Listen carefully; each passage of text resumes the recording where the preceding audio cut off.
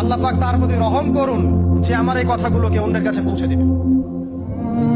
নবীজির ভাষণ। এরপর নবীজি বলছেন, জেনে রাখো নিশ্চয়ই তোমাদের পরস্পরের, মুসলিমদের পরস্পরের সম্পদ, পরস্পরের রক্ত, পরস্পরের এই যে জান মাল ইজ্জত, এগুলো একে অপরের জন্য হারাম।